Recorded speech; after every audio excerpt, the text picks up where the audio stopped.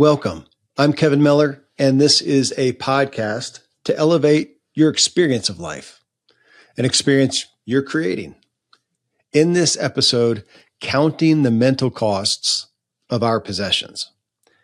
It was author David Foster Wallace, who's credited with a story that he did in a commencement speech where he shares there are these two young fish swimming along, and they happen to meet an older fish swimming the other way who nods at them and says, "Morning, boys, how's the water?" And the two young fish swim on for a bit, and then eventually one of them looks at the other and says, "What the hell is water?" Well, we live in a culture where the expectation is to have absolutely everything and more. Obviously, there's a material cost to everything, money, and it takes time to make money. So we cost ourselves a lot of work to afford all the stuff. But regardless of that, even if you won the lottery and can easily afford anything with no time or effort to get it, having the stuff we just continue to find takes up our mental space. And I just don't think we consider this. I sure didn't. I was just like the fish. Stuff? I mean, well, what's stuff? It's stuff we need. I don't feel like I bought things needlessly or for status. I had a big family. If we felt we needed something, so we'd get it. Maybe we should get two. And if someone might need something, well, let's just have it on hand and again, have another one. And in truth, there's a lot of value to that concept. I experienced some value, but oh my gosh, then there's just stuff everywhere. That ultimately felt so tied down by it and lost in all of it. Overwhelmed myself. So my guest, Joshua Becker. Joshua is the founder and editor of Becoming Minimalist, a website dedicated to inspiring others to find more life by owning less, literally, which I don't think that's a popular concept. And yet I look at the people I most revere and they're not overwhelmed and inundated with their stuff. Joshua's website welcomes over 1 million readers per month and has inspired millions around the world to consider the practical benefits of owning fewer possessions. And it's given them practical help just to get started on where do you start. He's an international speaker, #1 Wall Street Journal and USA Today bestselling author of several books, the newest of which is called Uncluttered: Faith. Own less, love more, and make an impact in your world. I mean, I'm personally on a quest to pare down. That's why I had him on the show. Yesterday, literally as of this recording, I accompanied 2 of my daughters in talking through everything in their rooms that I really think most people would feel were kind of sparse to begin with. But the result of questioning things in this corner and in this drawer, 2 trash bags and 2 boxes full of clothes and miscellaneous stuff, and an entire big bag of just trash.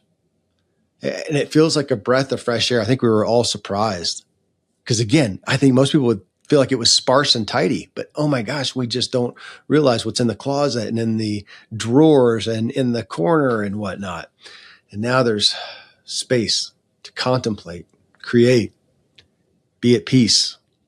So coming up next, my discussion with Joshua Becker and this brand new book, Counting, where we count the mental cost of our possessions. So let's elevate our experience of life here. Joshua, the very topic of minimalism, I think if I had been put in front of me years ago, I would have liked to have thought I was somewhat minimalist, but it has not been a big issue in my life until recently. So I'm excited to talk about it, excited to have you here. Thanks for taking your time with us today. Love it. I look forward to the conversation. Well, here's the premise. And I thought about giving you context before we started, but I thought I'd just lay it on you right here. You ready? I'll take it.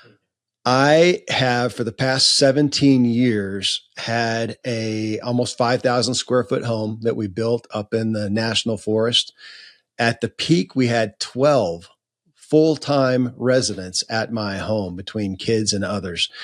But a big home, a barn outside, 5.5 acres, and cars and trucks and kayaks and trailers and all the things if there's anything that 12 people might need, I not only had it, I had multiples of it. And that's how we lived. I didn't feel like I was really trying to prove anything. I was just taking care of family. A year ago, unfortunately, dramatically, tragically, unfortunately, I got divorced after almost 32 years of marriage. Some of the kids are older. They're out of the house as well. But with the fracture there was the need to sell the family home that we built. And it was an overwhelming look at not only the fracture of a family, but also the amount of stuff from a homestead that I thought we would have forever. I thought I'd die there. And to look at the reality of all we had. And part of the story too was the taxing aspect of that much life happening on myself and my former wife. That had a lot to do with it. So this topic of minimalism to me isn't just getting rid of stuff. It's been a dramatic life flip-flop from overdoing it to now I'm looking at a desire to underdo it. So you're catching me still amidst it. How's that for an intro? I did not know that story. I'm very sorry to hear about the divorce. I don't know the whole story, but certainly a big change in seasons for you, and a big change in life purpose and direction, and what some of that looks like. And to me, minimalism has always been about a lot more than just owning fewer things. It's been about aligning my energy and resources with the things that matter most in life. And so I think this will be a helpful conversation for everyone. Well, yeah, I would say as I've been reading your book, I found myself just considering the minimalism as a lifestyle, but also maybe more so than that, Joshua, a mindset of what are not just the possessions, but the roles, the duties, the pursuits, the everything. Yeah, what am I devoting myself to? What do I want to devote myself to? And I maybe more so that, what do I want to devote myself to? And with that in mind, what's getting in the way? How's that track for a foundational aspect of minimalism? I think there are a lot of different ways that people approach minimalism, a lot of different ways that people think about minimalism. It is at its core about owning fewer possessions. That was certainly my introduction to it. And so I began taking that route and quickly discovered, just like you said, that minimalism can be, or at least minimalism when it reaches its fullest potential in our lives, is about a lot more than just owning fewer things. It's about pursuing those things that bring real meaning and purpose and significance and joy into my life. It's about recognizing I've been told constantly by advertisers that if I buy what they're selling, my life will be better. But at some point we get to a moment where we're like, actually, I think I'm just wasting my time and money on things that don't matter. And there's more important pursuits available to me. I reminded myself reading your book of a few years ago. I had this guys group that I was doing all these adventures with, and a couple of guys are talking about these new sunglasses. We're in Colorado where, if there's any gear, you got to have it. And they're talking about these sunglasses. I'm sitting there thinking, okay, I'll look those up. Maybe I should get those. And it dawns on me, Joshua, I don't wear sunglasses. I don't like sunglasses. Never have. What the heck am I thinking? This concept of the cultural stuff. And as I read your book and so many of the stories that you showcased there, it felt like so many people coming to the place that I have as of late of looking around, going, what am I doing? What am I doing? That it wasn't so much that the minimalist aspect is this mindset of what am I giving myself to? And it's so, I know it feels elementary and kind of pithy to say, what we own owns us. I mean, I've heard that for most of my life, but I didn't engage. It didn't click. I didn't click with it. And now to hear your stories was very maybe confirming, convicting too, of so many people coming and going, what is going on? And doing it felt like it felt like you were showcasing a lot of literal life audits. Fair? I love that. That's a great phrase.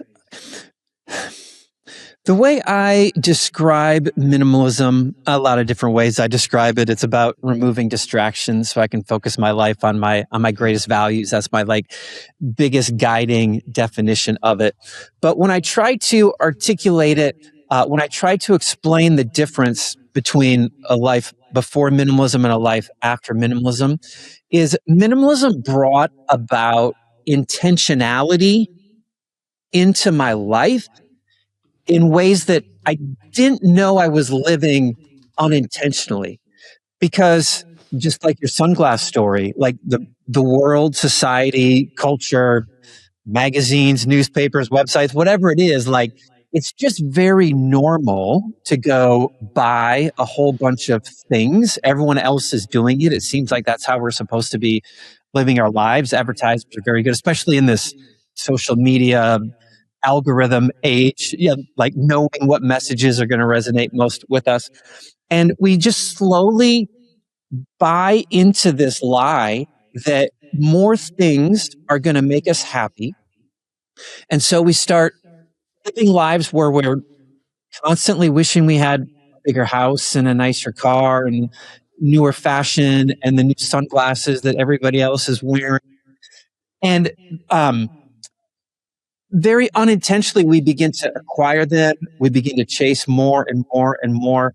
And the best way I think that we can notice the unintentionality is, and I'll say this to every room I speak in, and they all laugh every single time. I'll say, no one's greatest goal, no one's greatest dream in life is to just have a house full of clutter. Like if you sat down across the table from someone and said, what is your greatest dream in life? No one says, I just want to own a bunch of stuff that I don't need. I don't even think people answer that question by saying, I want as much money as I can possibly get. Some might, but most of us are talking about relationships. We talk about faith. We talk about wanting to make a difference in the world. And so as much time and money and energy as we spend, not just accumulating things we don't need, but wanting more things that we don't need, it's a very unintentional way of life until someone has a conversation with us, until we pick up a book, until we listen to a podcast, until something major happens in our life that we weren't expecting. And suddenly it jars us back into reality. And we think to ourselves, what was I doing? Why was I wasting so much of my life on these things? Joshua, your story in the book of you cleaning out your garage and you're messing with it all day long and joking about it with your neighbor and whatnot. And meanwhile, you're watching your kid in the backyard by themselves that you're not interacting with. Again, kind of an elementary concept that we think of, but to look and go, really, what did I have this kid for? What did I have him for? To sit here and screw with boxes of stuff. And man, again, Josh, I got to say that, from 17 years and as much of a big family as we had and such a big house, that the amount of stuff that I did not conceive of, just taking art off the walls and then coming into the 2,000 square foot home that I'm in now, which now feels way too big again, but just coming in there and going, what am I going to put? There's not enough room on the walls for all this art. What is this stuff? I don't even notice it. I don't notice it. And now looking and going, what do I notice? The more stuff I have, the less I think that I notice. And yeah, I come to clutter and I feel like a cluttered mind and a cluttered life. And back to what you said, what am I intentional with doing? Why do I need 20 forks? Why don't everybody have one fork and we clean it afterwards? Again, this stuff is such a habitual cultural aspect. And I appreciate you bringing it going. There is, would you say that at the heart of your message is for everything that we have, not to diss it all, but for everything we have, there is an aspect of a cost bigger than just the money. Fair? Absolutely. Yeah, we don't own items. We purchase their maintenance. That's the way I like to think of it. And I had someone email me one time pretty early on. It's funny that you say 17 years because 17 years ago is when I found minimalism. So every time you say 17 years, I'm like, that's when my story started. I had someone email me pretty early on, and she said, I understand what you're saying about minimalism. Like, it makes sense on paper. She goes, but if I have an extra set of china in my basement, how is it really negatively impacting my life? And I thought to myself, yeah, I mean, what is a set of china in your basement really distracting you from things that matter in life? And I actually had to sit on the email for a few days. I wasn't quite sure how to answer it. But eventually I got there, and I wrote her back maybe 3 or 4 days later. And I said, you're right. If all you had in your basement was an extra set of china, that wouldn't be costing you that much in terms of life opportunity and potential and resources that could be allocated somewhere else. The problem is, no one has in their basement just one extra set of china. We have boxes full of things. We have closets full of clothes we don't wear. We have 5,000 square feet full of art that we don't need, that we don't use. We have more forks than we need and more towels than we need, more everything that we need. And the more stuff we have, the more our stuff owns us, which you have said so truly. And I think it's just in the amount of excess that we own that we begin to limit our potential. And you could attest to this so perfectly. I can attest to this so perfectly. Most of us don't realize how much of a burden our possessions have become until we begin to remove them. Like the proverbial frog in the pot, right? It just feels normal. We slowly accumulate all these things. And it's not until something drastic changes, we move into a house half the size, we get rid of half of our clothes, we downsize to fewer cars or televisions, and suddenly, like, I had no idea how much time I was wasting on those things. Maybe how much of the focus, back to intentionality, man, I've just been doing life. I've just been taking care of family. That was the focal point. And now, as things have, again, to me, still an unfortunate, tragic fracture, and reorienting myself around what is important, and now looking, and it feels like that line, we don't own items, we purchase their maintenance. Everything feels like a distraction. Everything around feels like a distraction. It feels like something to deal with other than what. And I guess if you don't have another what, then what does it matter? Go ahead and just spend your day screwing with stuff. But I have a what. I have something I am devoting myself to, something I want to impart to the world. And to do that and take care of myself and the maintenance of life, there is kids and there's laundry and whatever, grocery shopping, and anything is going to take away. And it's like an opportunity cost. That thing is an opportunity cost. And that's just not been, I have to struggle not to be a little frustrated with myself at 55 years old. Think, what have I been doing? And I don't want to just, again, discount that season of life, but it feels dangerous now. Kind of like money. Money's money. But it can be dangerous. That the stuff can be dangerous. What is it taking us away from? But do you find that too? That in your message here, you're talking to this, but if the person doesn't have a specific devotion, it's going to be hard to resonate because you might as well screw with all your stuff. Yeah. Yeah. Yeah. I did my newest book's called Uncluttered Faith. The book that came out before that is called Things That Matter. We did a survey for the book, and I asked the question, do you have a purpose in life? 70% of people said that they had a purpose in life, which I think came in a little higher than I thought it was going to. But Not everyone can define that. Not everyone knows what that is. I discovered, Kevin, that when I began minimizing my possessions, I was forced to wrestle with questions of value and purpose and ambition and what I wanted to accomplish with the life that I had. It totally caught me off guard. We were going through, I don't know. So it was me and my wife, my son was 5, my daughter was 2. We were going through, I don't know, one of the rooms or something. And I just started a website, Becoming Minimalist. I was kind of journaling my process. And I remember, writing an article one time talking about how I expected like the physicalness of having to take a bunch of things out of my house, but the emotional, mental, weight that was going into this process surprised me. And a guy named Dustin, I still remember his name, he left a comment on my blog post and he goes, "It seems to me minimalism would force questions of values upon you." And I said, that is exactly what is happening in my life. I can't decide what I can get rid of until I know what I need to keep.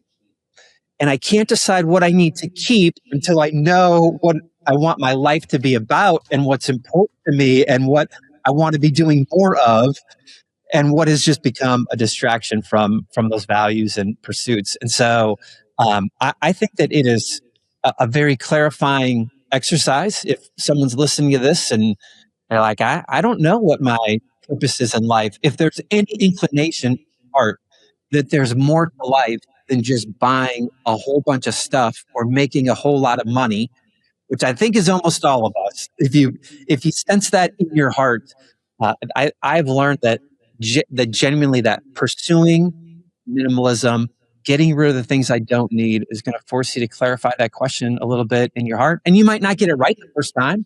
Like you might think, "Oh, I just want to own less stuff so I can travel more." And owning less would allow you to travel more, or I just want to own less so I can retire as quickly as I can. Owning less would allow you to retire as quickly as you can. But maybe you're like, you know what? Now I've done the traveling and I still feel like there's more in life. I've done the retiring early and feel like there's still more that I have to contribute to the world. At least I would say we're not looking for happiness in physical possessions anymore. Like we've at least dislodged that pursuit from our mind and our heart and that false promise, and we can begin looking elsewhere and hopefully we'll find it. Joshua, I appreciate you speaking to, you said the emotional and mental weight. I broke my heart with this whole process and yet came face to face with my identity in so many ways. And I'm continuing to. Here's an example. And tell me your perspective or your history, or your experience with such things. We had, again, I'd have to count the cars, and it wasn't. I'm not a wealthy guy with Ferraris sitting around, but it was the family truck that we outgrew, and then we got the van and the older car when my former wife upgraded, and then the kids' car, and then the Jeep for plowing the driveway up here in Colorado. Just the stuff. I finally realized, though, when we needed to get rid of stuff to move, I have an old Suburban, 1999 Suburban. Bought it for my family to take care of them up in the Rocky Mountains here. Well, we outgrew it, and this is what hit me. Outgrew it at the time 15 years ago. That's when we had our 7th biological kid, and outgrew the Suburban. Literally, there's not enough seats. I had to get the all-wheel drive passenger van. That Suburban's been sitting there. And at some point, I got another car. I'm not driving this old gas hog thing. And it's been sitting there. And it hit me 15 years. Why do I have this? I have this because of nostalgia. There's a part of my identity, part of memory that's connected to this thing. And today I'm dealing with this. I literally, before we started this show, took a picture of a trailer. I have a boat trailer with a wood mill. We lived in the national forest, And I used a wood mill with the trees that we had, and built bunk beds and built different things. I don't do that now. I don't have the land now. And I'm actually looking towards maybe a more mobile life here before long. And I'm not going to need it. And yet why is it out there? It's part of my identity. It's part of who Kevin is. This guy was this guy who did that. Will I ever do it again? Maybe, but is it going to sit there and rust? I might as well give it to somebody or sell it. But how much of this, when you talk about the emotional weight, is attachments to our possessions are attached to our identity? I was at a church one time, and a couple missionaries were up on stage telling their story. I can't remember their names. I can't remember where they were.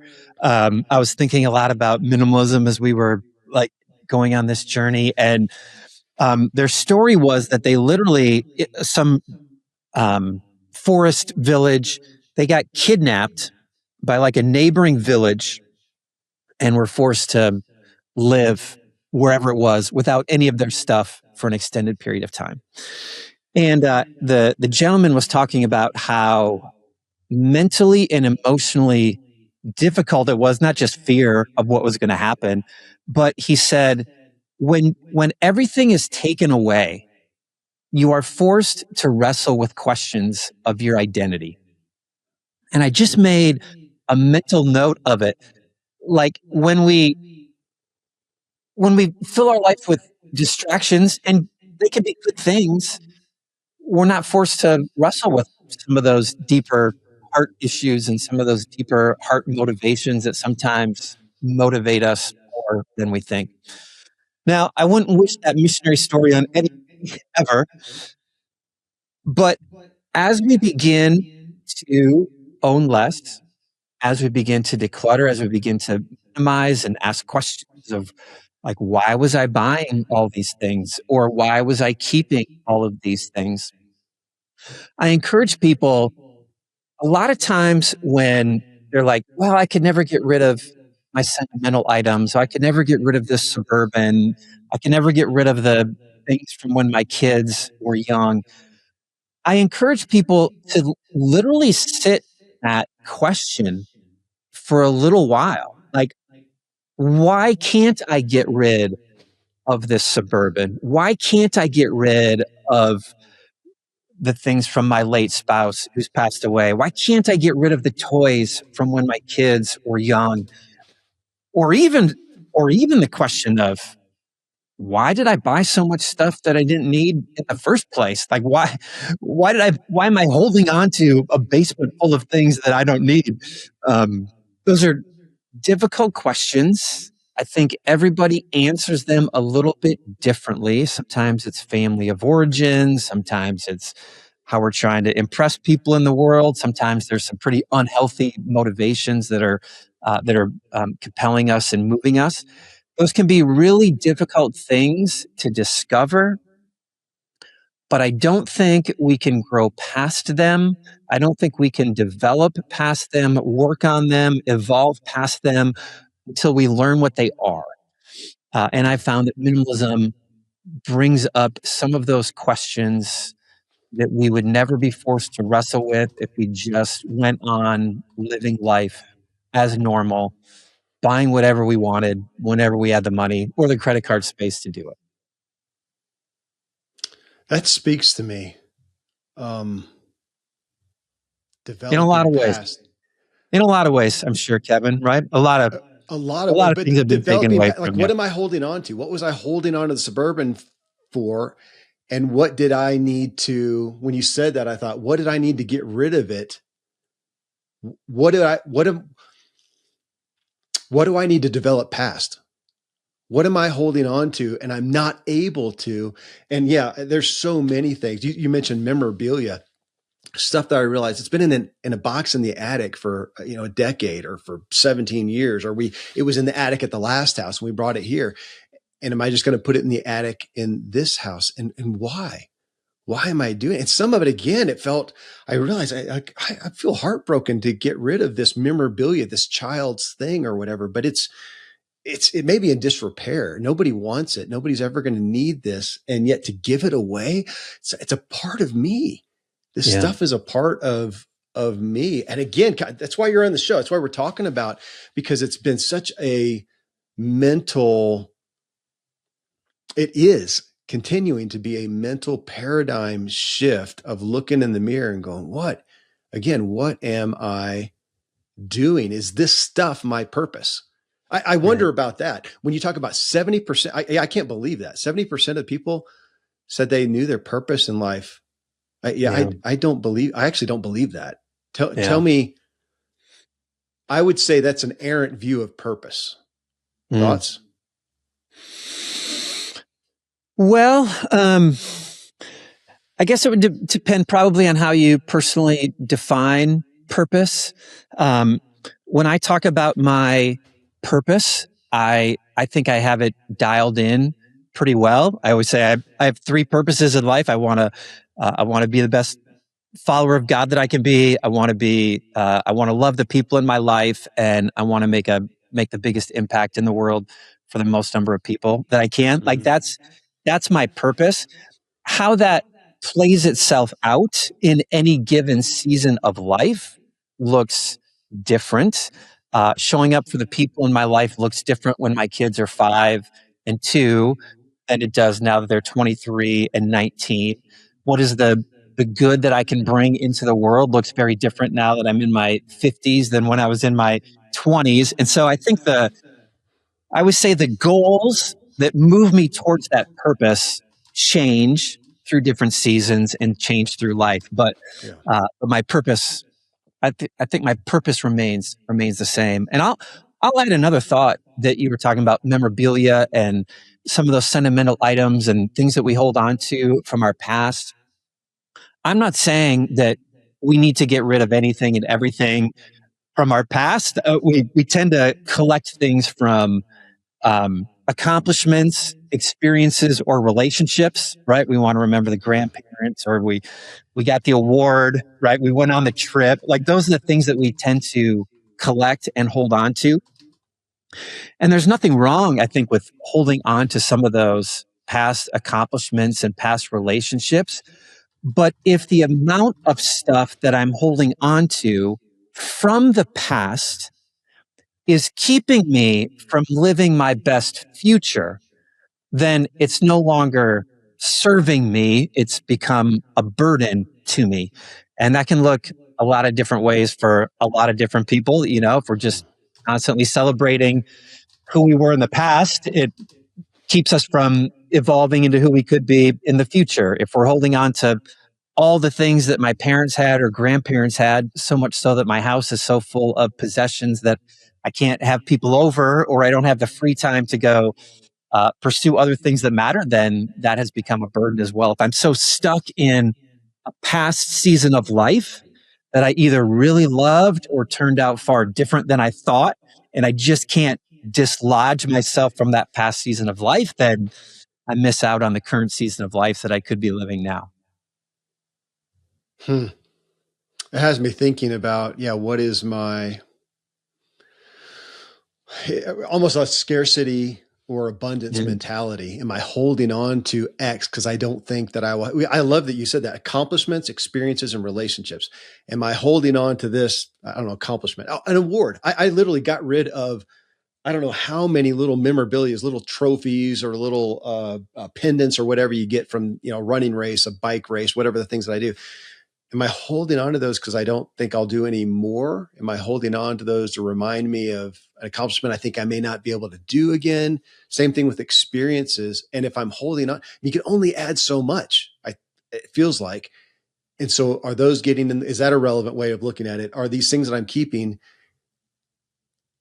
me from new experiences, new opportunities, because I'm holding on to these? Maybe a scarcity mentality. Does that come into place here?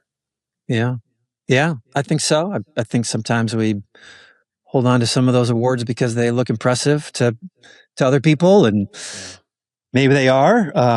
Maybe there's a better way to impress people when they walk into my office than seeing a bunch of awards and trophies. Maybe I can impress them with my love and compassion, attention, something like that. Okay. Well, relationships, you mentioned that, and I've had Robert Waldinger on a couple times, who most people know of as leading the grant study at Harvard on what do people find the most fulfillment in over their lifetime. And of course, he comes to relationships. And looking now at the stuff, at me being, again, at such a height of that. And it was, in my mind, it was to take care of the relationships. And some of that's fair. You got, 12 people in the house. There's a lot of stuff. You took a lot of responsibility and a lot of stuff to do. But man, how much of the stuff am I maintaining? And it's in the way of what matters most, if that's the case, is relationships. Let's just take that minimalism. If you look at minimalism at a high level, would you say that the opposite, what's the opposite of minimalism? Exorbitism? What would it be? Maximalism? Maximalism. There we go. Is the thing that suffers most? My question was going to be relationship, but I'm not even going to say relationships with others, relationships with ourselves and others. Thoughts? I think that it is definitely something that suffers a lot. What may suffer in one person's life might be different than what would suffer in someone else's. But yeah, Robert Waldinger, like he's all of his writing and all of his study, it's right up my alley. Like the way to find the most well-being, the way to be most content with your life at the end is through relationships and not through stuff. And a lot of times, all the stuff that we accumulate get in the way of our possessions. All the things that we accumulate get in the way of our relationships. I think all the things that we chase and want more of certainly keep us from generosity. Certainly keep us from loving other people around us.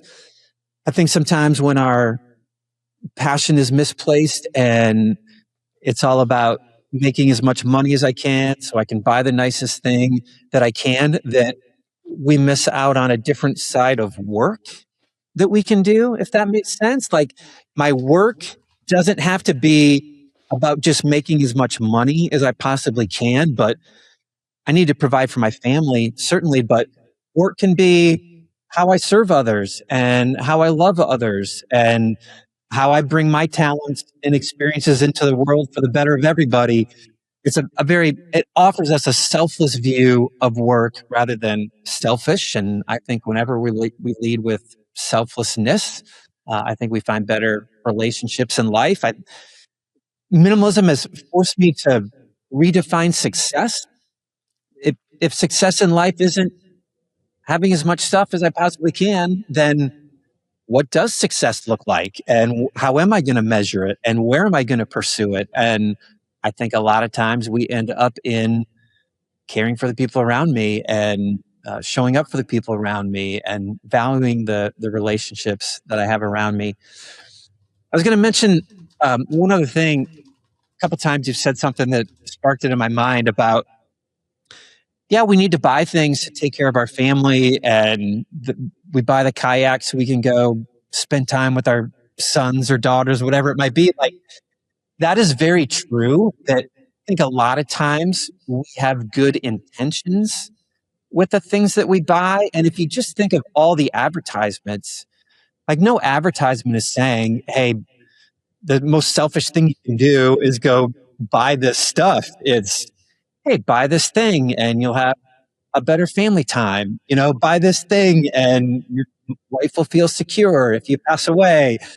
Buy this thing and you'll feel secure in retirement and you can enjoy your life when you're there. It's all like playing into, I think, our best inclinations. I think there's just better ways to solve it than what we're being told sometimes. You mentioned the kayaks. I think I had 8 or 9 and a couple canoes. And there was a time when we used almost all of them, but now right here, I think I still have 5 or 6 or so, and they're sitting around. And I realize we all I live in a neighborhood now. I didn't used to.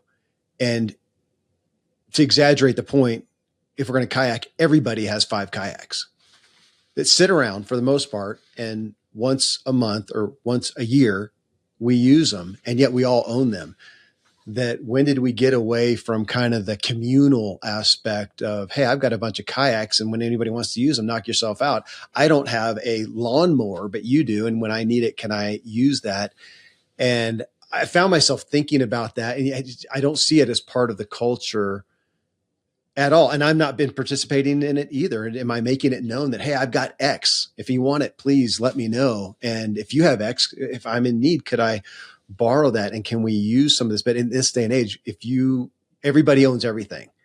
And again, when did we, I don't know. When did we leave that communal aspect too, instead of thinking, and now we have to own everything. We don't share. Like there's not a sharing economy. Seems like we would help ourselves.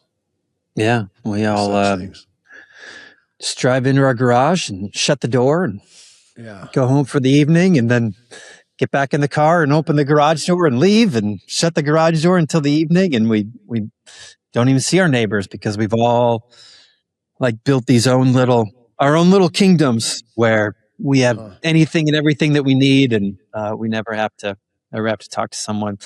I did a a newspaper interview one time, and she was like, if everyone in I maybe mentioned something about needing to borrow a folding table from our neighbor one time. And I don't know if she was challenging me or what, but she was like, well, what if everybody in your neighborhood became minimalist? Then what would happen? Like, where would you find the folding table then?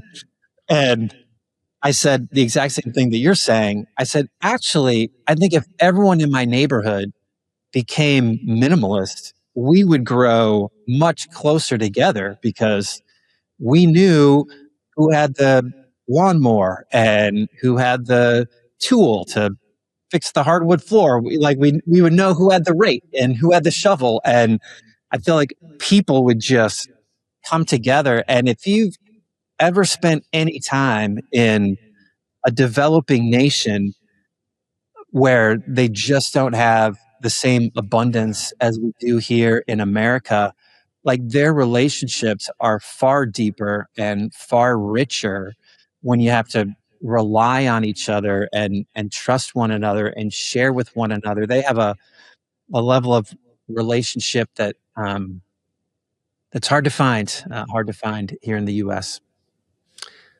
You mentioned a minute ago, Joshua, you said you referenced how we show up for people, the people around us. Yes. 2 days ago, I did a show with a guy. He's a professor at Stanford, and his focus is meaning, how we make meaning. And he shared this with me. He's been at Stanford, I think, for 40 years. He said he's been there since the dinosaurs were roaming on the Stanford campus.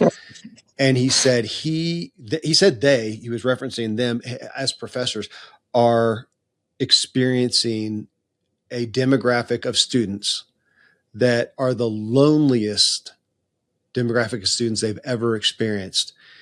And, there are lots of things to reference, social media and devices and yada, yada. And yet I found myself thinking, well, when you said that, how I show up for people is how available am I? How available do I make myself back to relationships?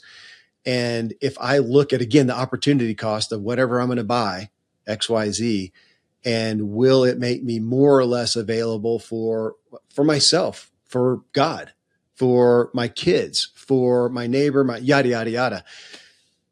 It calls for, you're back to values. You mentioned that. I was going to say a different economy, but a different value system. Do I want to be available? And who am I drawn to? If I'm in need or I want relationship, who's even available? Who can I give a phone call to today? I had somebody recently, it's a relative celebrity. Well, she literally is a celebrity, and she wanted to do a call, and she's like, hey, when can you do a call? I said, now? And I almost felt bad. Like apparently I don't have so much. Oh, I don't. How about now? She's like, how about Tuesday, a month from now at 2:15? Oh, man, not to diss and judge, but are we available? Who do we who do we revere that's available to us? Are we well, I guess you would say that we seem to be more and more an unavailable culture. How does that equate into minimalist life?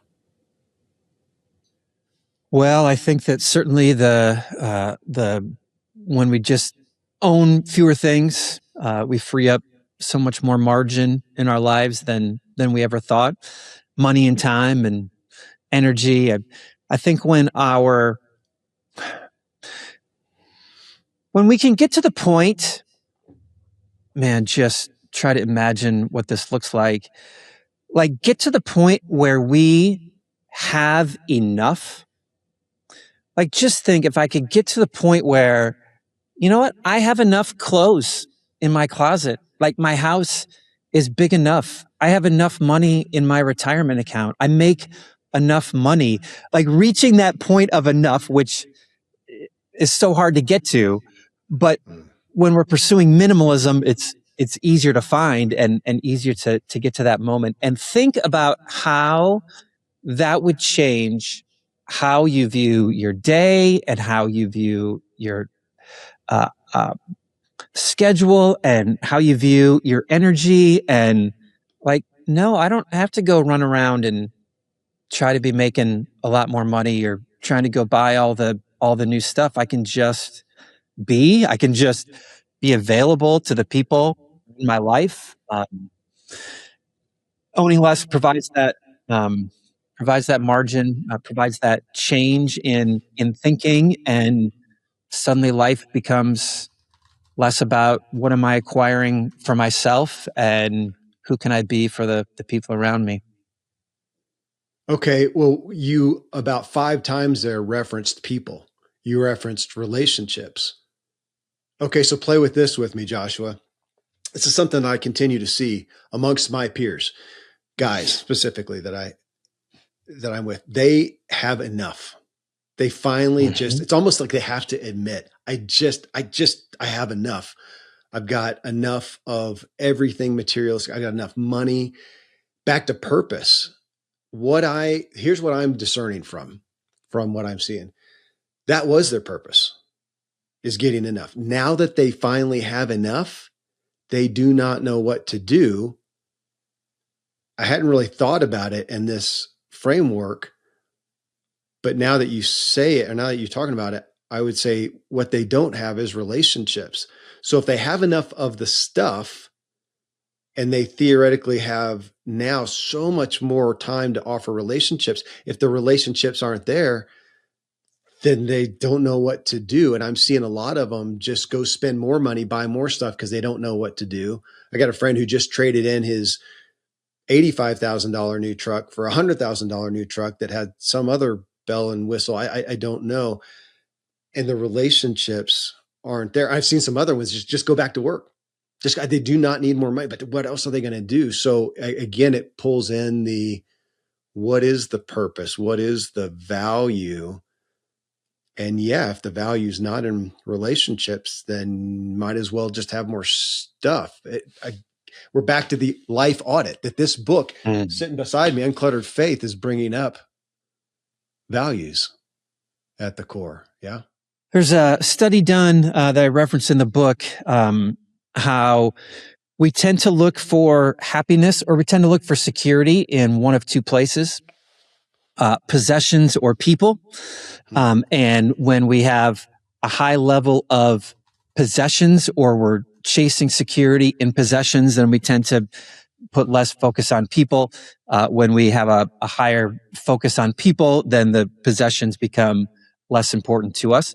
And so I think that there's like studies behind this, not just the more stuff I have, the more time I waste on them. But if that's where I'm chasing happiness, if that's where I'm chasing security, then people are going to always take a back seat to that pursuit.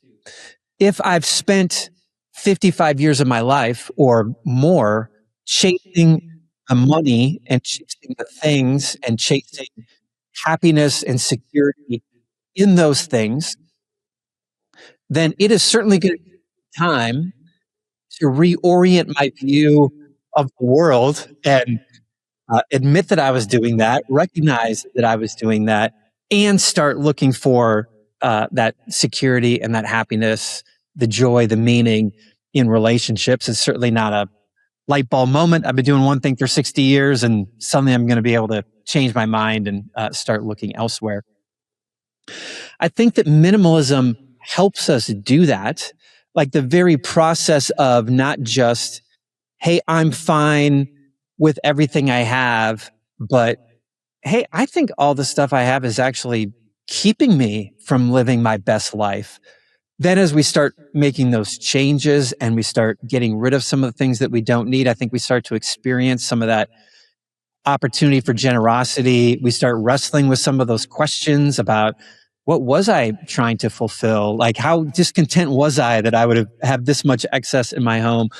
We're forced to wrestle with it. And then one other thing that I think we all need to do constantly in our life is if I'm making that change later in my life, if I'm making any change later in my life, I don't look back with guilt in the past. I mean, I could, but rather than looking back and be like, why did I waste all my money on this stuff? What was I thinking? Why was I chasing all those things? Rather than looking back in guilt, I think we look forward with pride. We find pride in the change that we're making, the people that we're becoming, the lessons that we're learning. Rather than regretting the first 55, 60 years, we say, no, I'm glad who I'm becoming. And this makes me feel good that I'm making these changes in my life. I wish they had happened 40 years ago, but they're happening today. And now is the right time for me to discover this, and the timing is right. And how can I change quicker? Well, thanks.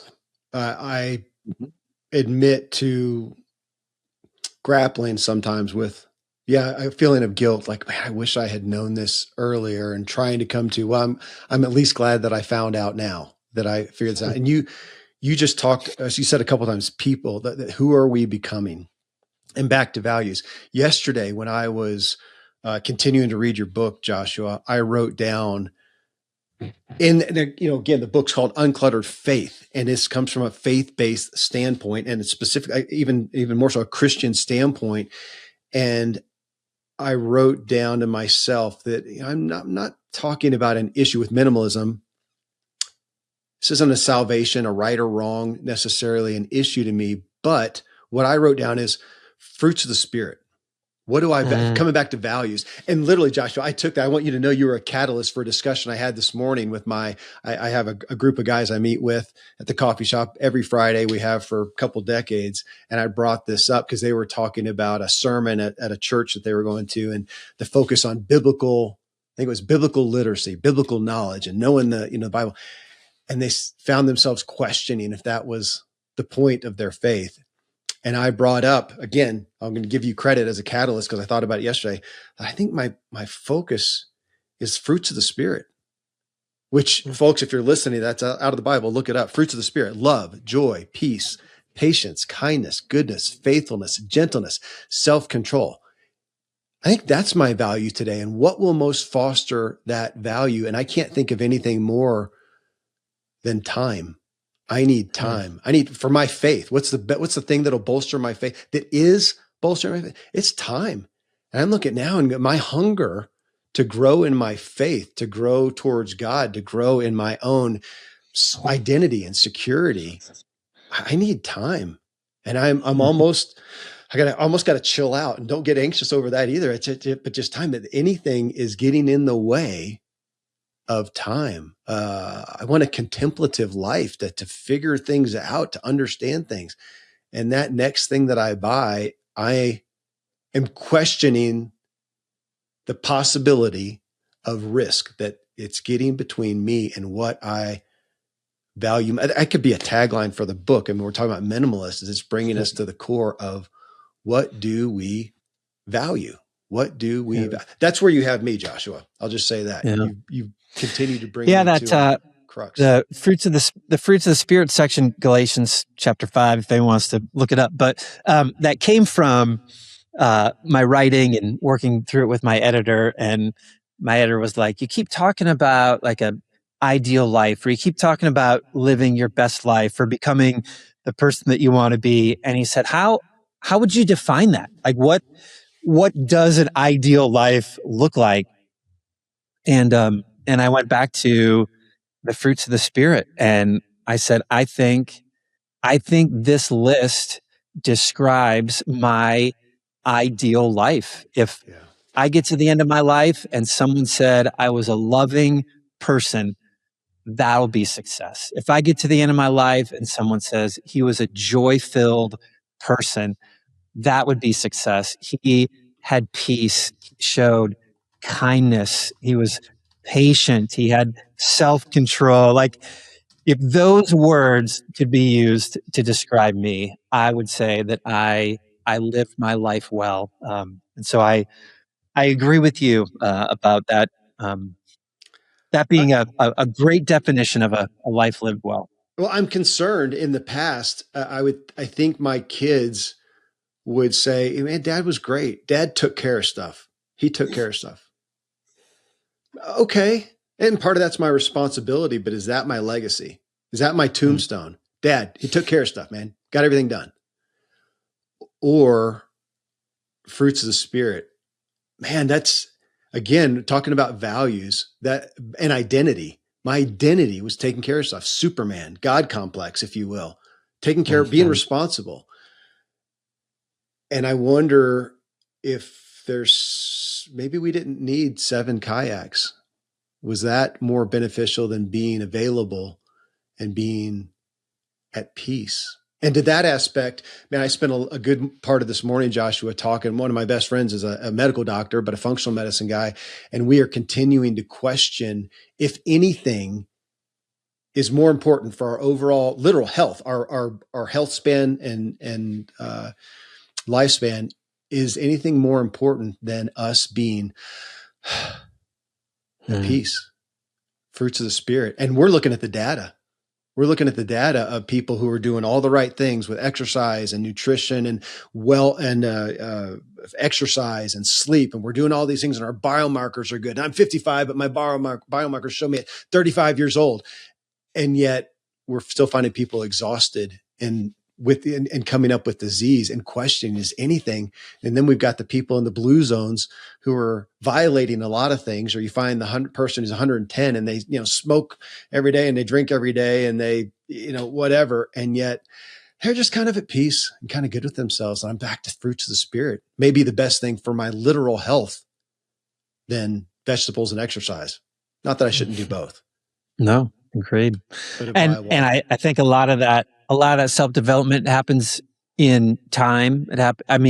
Quietness, solitude, meditation, all those things where we like just withdraw from the noise of the world, the constant chatter, the constant pulling of our attention, the voices that we hear everywhere, and like just sit quietly with ourselves, with God, if that's a part of our life, and like just listen to our own hearts and evaluate, what's my direction? What's my motivation? Am I moving in the right direction? Am I moving faster than I should be? I think that we find a lot of that through the time and space and margin that we create and add into our life. Joshua, yesterday I made a list, reading your book, and I made a list of what's possibly getting in the way of my time, of my fruits of the spirit. What am I allowing? And my list, of course, possessions, for sure. I can look around and look at the possessions. I actually wrote down kids. I have 9 kids, a couple adopted, and do I regret having them? I just don't. There's no reason to go there. And do I regret? No. And there was a cost. There has been a cost.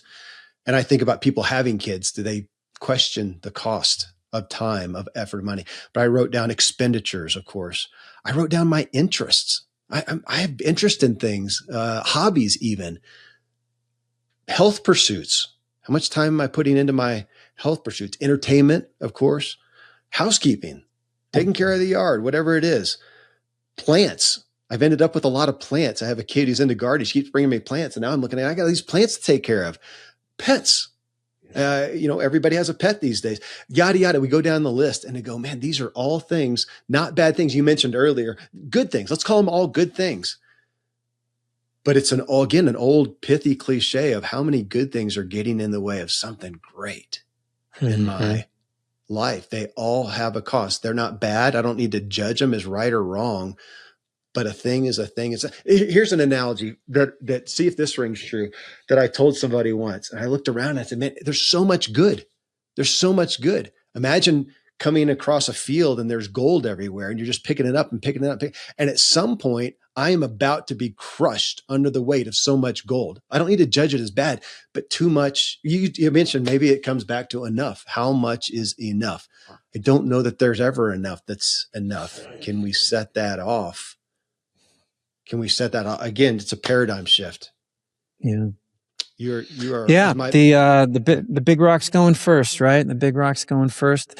There's a wonderful story in the Bible, and I don't need to spend a whole lot of time on it, but there's just a powerful truth in it. Some people will be familiar whether they know the Bible very well or not, but Jesus and his disciples show up at this house, and there's two sisters, Mary and Martha, and Martha starts scurrying about, taking care of all the things, getting the water, like getting the food. And Mary just sits down and just talks to Jesus. And at one point, Martha's getting frustrated and she goes to Jesus. She says, can you tell Mary to help me out with the dishes or whatever? And Jesus says, Mary has chosen what is better. And I have found that to be such a helpful filter, a helpful paradigm in all aspects of life. I could spend my money on anything I want. I could spend my time on anything I want. I could have any habit in my life that I wanted. I could chase entertainment anywhere I wanted to chase it. Like, I have all these decisions in life, and what I want is I just want to choose what is better. We all finite lives, finite amount of money and time and energy and even decisions that we can make in a day. And I think in a lot of ways, the goal of life is to put within those margins things that are better, things that are best, where I can devote my time and energy to, and understanding what those margins are. Choose what is better. There's a lot of good, but some things are better than others. And I think in a lot of ways, that's the whole story of minimalism. At least it is for me. Minimalism is about owning fewer things because there are better things that I could be chasing and accumulating with my life than material possessions. Joshua, I think I'll wrap up with my testimony. What you just said, the story of Martha and Mary, I know it well, but I think this has to some degree been testified literally by my kids specifically. They would say, Dad, you are a rock star, Martha. So sweet. So appreciate you. But I think we would have appreciated more Mary. You being there, being available, not doing so much, letting some balls drop, not providing X, Y, Z. Those were good things, but they weren't great. They were better things, but they weren't the best. Thanks, Joshua. I appreciate what you're doing. I appreciate this for me in my life, and I'm happy to advocate and promote what you're doing because I feel the need and I see the need. So thank you. Thanks for what you're doing. Thank you for being here and let me learn and helping me consider what is great and best for my life. I'm grateful. Well, thank you for it. This is a great conversation. I'll take this over. How do I declutter my drawer any day of the week? This is important stuff. So thanks for where you took this conversation. And I'm sure people found it helpful. I know I did in my own life even. So thank you. Likewise. Thank you, Joshua. Thank you for joining us. That, again, is Joshua Becker. The book is Uncluttered Faith. Own less, love more, and make an impact in your world. Till next time, here's to you and me creating a better experience of our lives. Yeah.